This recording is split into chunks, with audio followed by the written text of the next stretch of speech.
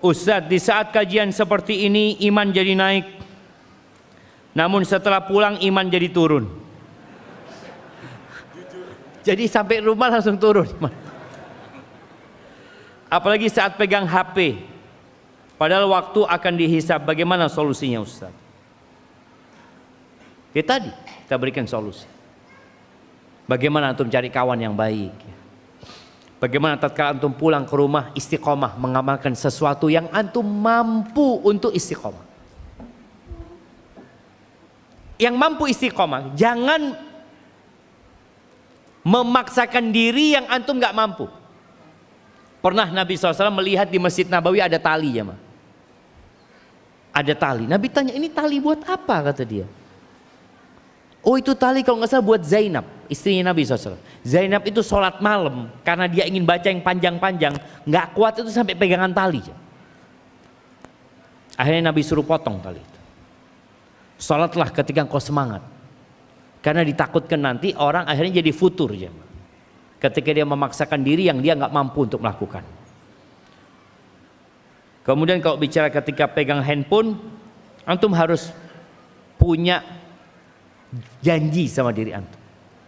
Umpamanya setiap anak pegang handphone, anak mau baca Quran 1 halaman, baca dulu, baca baru antum buka yang lain. Mudah-mudahan dengan cara seperti itu antum bisa dijaga.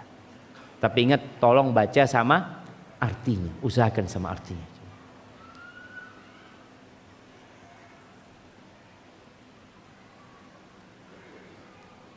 Bagaimana cara menjaga hati agar tidak merasa lebih baik dari orang lain? Nah, cara menjaga hati antum ingat sama orang pertama yang merasa lebih baik dari orang lain. Siapa? Iblis. Allah laknat gara-gara dia merasa lebih baik dari Adam. Qala ana khairun minhu. Aku lebih baik dari dia. Akhirnya dilaknat sama Allah. Dan ingat, boleh jadi orang itu yang antum anggap antum lebih baik, dia punya amalan yang tersembunyi yang menyebabkan dia husnul khatimah, dan antum dengan amalan zahir antum bisa jadi su'ul khatimah. Standar orang itu baik atau tidak kapan? Mati. Ketika mati.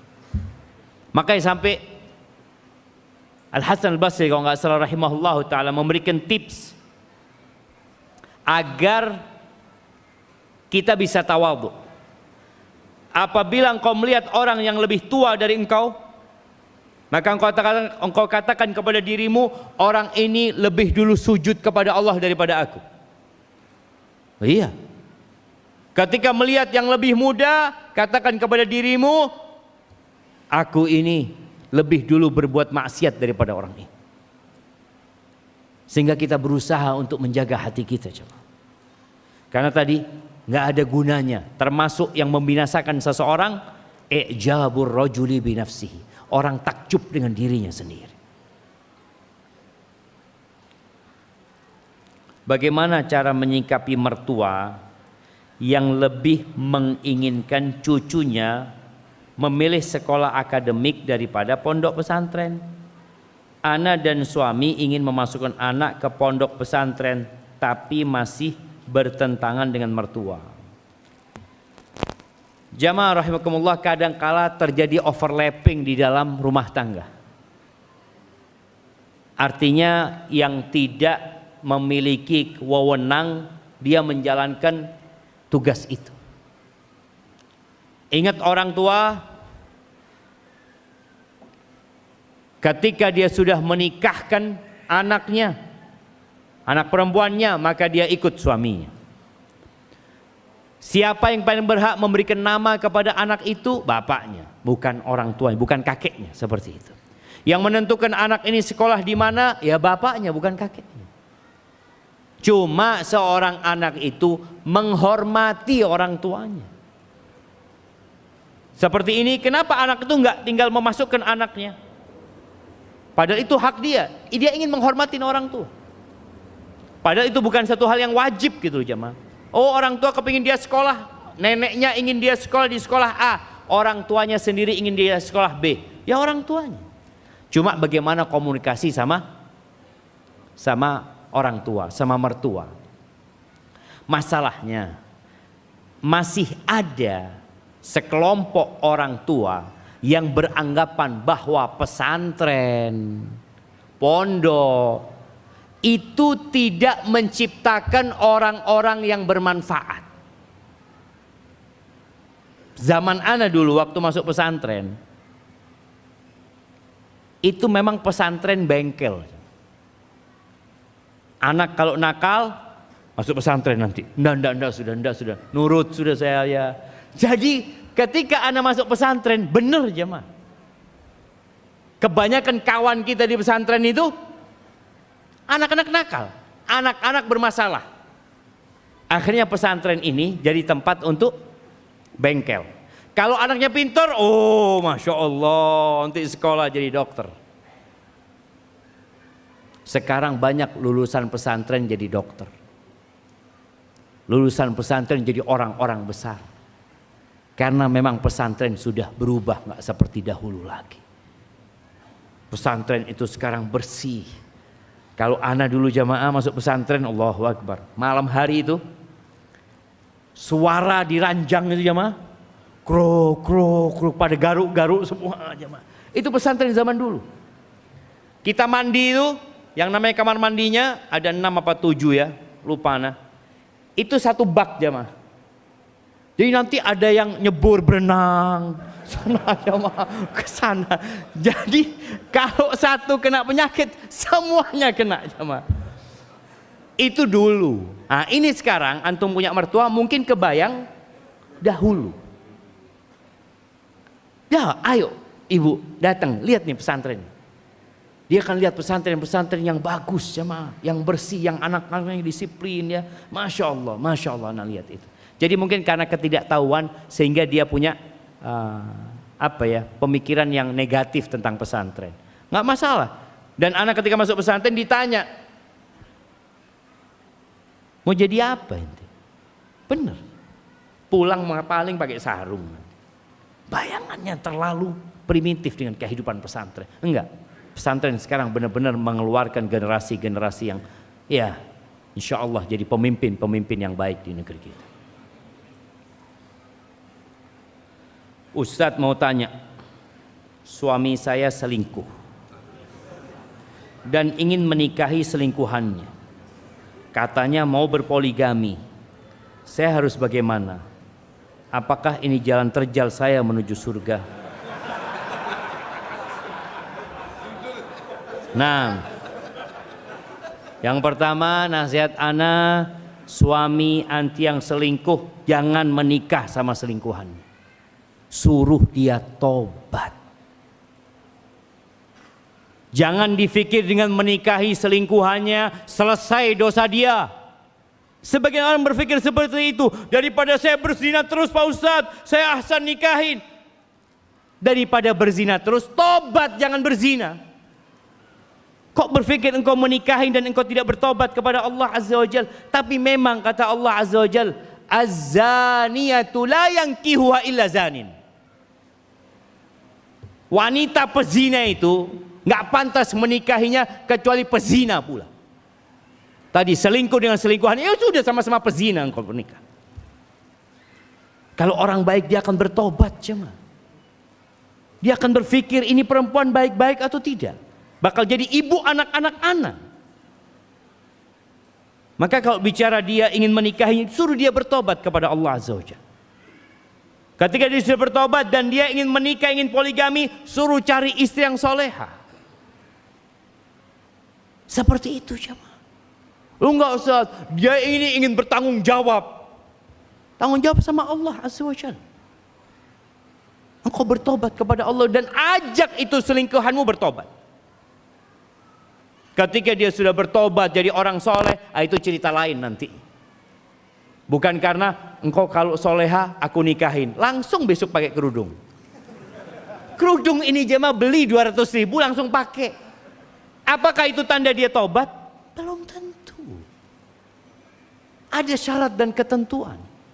Maka nasihat anak kepada yang bertanya ini, ajak suamimu bertobat dulu, Engkau kalau benar-benar mau poligami, pelajari ilmunya poligami. Engkau datang kajian, engkau sholat malam, berdoa mohon sama Allah, istikharah, minta petunjuk. Bukan tahu-tahu mau menikahin orang yang dia zinain. Na'udzubillah min dzalik jamaah. Oh, terus gimana kalau suaminya tetap mau menikahin? Kalau dia nggak bertobat, engkau gugat cerai. Karena apakah engkau mau hidup dengan pezina yang tidak bertobat? Kalau dia bertobat, silakan kau lanjutkan rumah tangga.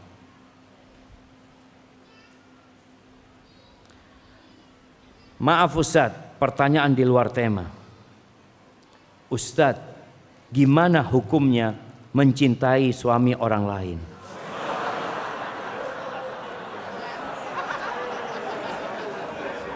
Jamaah, tunggu dulu antum, belum selesai pertanyaannya ini jamaah.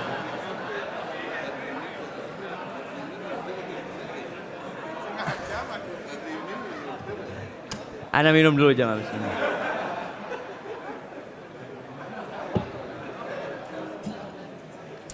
Nah, Ustadz, gimana hukumnya mencintai suami orang lain tanpa berniat merebutnya dari istrinya? Saya tertarik pada suaminya karena istrinya sering memposting kebaikan suaminya. Hati-hati nih jamaah. Bagaimana hukumnya seorang suami masih suka ngechat perempuan lain? Tunggu, dia ini bersuami apa tidak?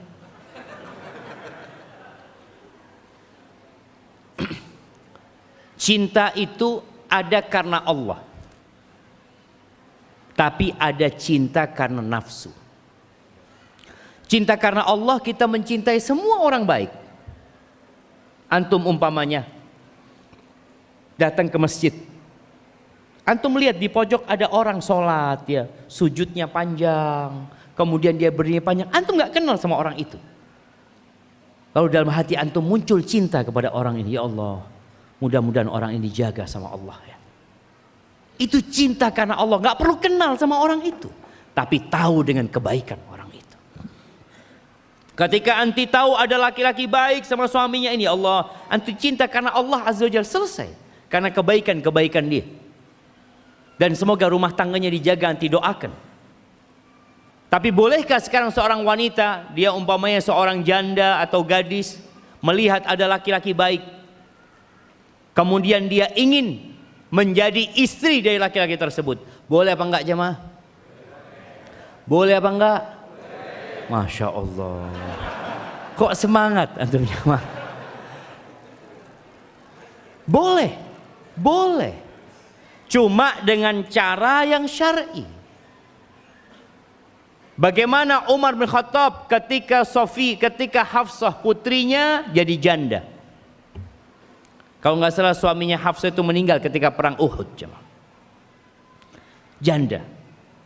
Akhirnya Umar datang kepada Abu Bakar. Abu Bakar sudah punya istri. Abu Bakar sudah punya anak. Datanglah Umar menawarkan, ya Abu Bakar, ala uzawwijuka Hafsah. Mau engkau aku nikahkan dengan putriku Hafsah. Ini penawaran orang kepada orang baik. Tapi kalau sekarang antum lakukan itu, apa kata orang? Merusak rumah tangga orang. Emangnya nggak ada laki lain kecuali suami ana? Suamimu itu, Masya Allah, suamimu itu punya kuota berapa? 4. Engkau jangan rakus mengambil semuanya. Sekarang yang rakus ini perempuan. Jangan panjang-panjang, sudah jemaah. Tapi intinya jemaah, intinya seorang laki-laki itu dia punya kuota 4. Ketika ada seorang wanita dia merasa fulan orang yang soleh, lalu dia ngomong sama bapaknya, Pak, cobalah tawarkan kepada fulan, mungkin fulan mau menikah, aku siap jadi istri dia. Yang kedua, yang ketiga atau yang keempat umpamanya. Dia siap melakukan itu. Itu tidak dikatakan merusak rumah tangga orang lain. Tapi sekarang media jemaah berusaha untuk menjadikan perbuatan ini perbuatan nista. perbuatan buruk. Sedangkan yang buruk sekarang dirubah untuk menjadi sesuatu yang baik. Sering ana sampaikan. Nih ana mau tanya sama antum. Iya. Antum tahu yang namanya WTS? Tahu? Nggak tahu kan? Lihat, umur berapa antum? 29. Generasi umur 29 banyak nggak tahu dengan namanya WTS. Tahu dengan yang namanya PSK? Tahu? Antum bisa lihat. Sekarang orang banyak tahu PSK, WTS nggak tahu lagi jemaah. Dihilangkan istilah itu. Padahal istilah itu istilah yang benar. Wanita tuna susila. Jadi wanita pelacur dulu namanya wanita tuna susila. Waalaikumsalam warahmatullahi wabarakatuh. Wanita tuna susila, dia ketika tahu dia wanita tuna susila, dia akan berpikir untuk bertobat. Aku ini nggak benar gitu. Tapi tatkala dirubah jadi PSK, ibu apa kerjaannya? PSK. Apa artinya PSK? Pekerja seks komersil. Kerja saya Pak Ustadz, punya anak 2, sekolah anaknya, pekerja. Kapan dia akan bertobat jamaah? Kapan dia akan bertobat? Ketika dia merasa itu legal buat dia. Anak bekerja, anak memberikan nafkah. Yang benar sekarang namanya salah, yang salah namanya jadi benar. Maka tadi seorang laki-laki kadangkala menikah dikatakan selingkuh. Loh, kalau dia menikah benar-benar dia nggak selingkuh. Ketika dia ke tempat pelacur itu selingkuh. Tapi sekarang jamaah, yang ke pelacur itu bukan dikatakan selingkuh, tapi yang punya teman perempuan yang selalu dia berzina dengan dia dikatakan selingkuh. Kalau sesekali ke tempat pelacur disebut selingkuh, berzina. Maka banyak hal yang perlu diperbaiki. Tapi intinya, ya tadi sudah intinya jemaah. Apa? Nggak apa-apa kita mencintai orang lain karena Allah Azza wa Jalla, bukan karena nafsu dan syahwat. Apalagi kalau seorang perempuan ini sudah punya suami, hati-hati. Engkau tundukkan pandanganmu, engkau lihat suamimu, dan engkau bagaimana memperbaiki suamimu. Kalau suami yang masih suka ngechat perempuan lain, ya ini suami yang perlu dikasih nasihat. Fitnah terbesar laki-laki itu siapa? Wanita jemaah. Makanya kita disuruh menundukkan pandangan.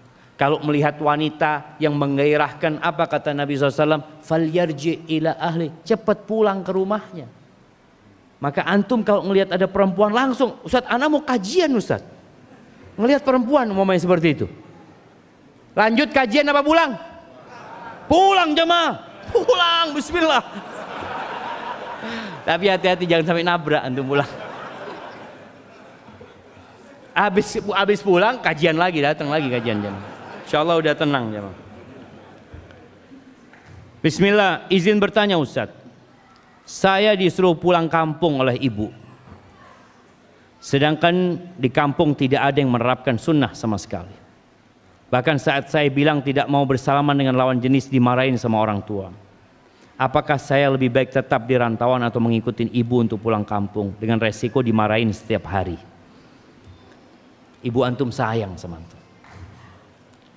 Kalau antum katakan tidak ada yang menerapkan sunnah sama sekali, berarti antum tugasnya pulang untuk menerapkan sunnah itu di kampung. Itu tugas antum.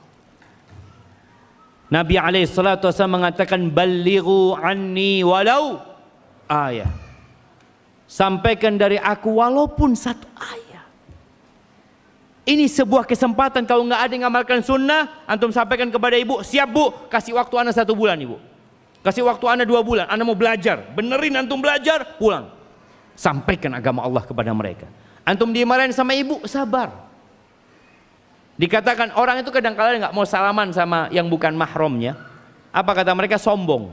Sombong kau, iya. Bukan, aku menghormatin dia ibu.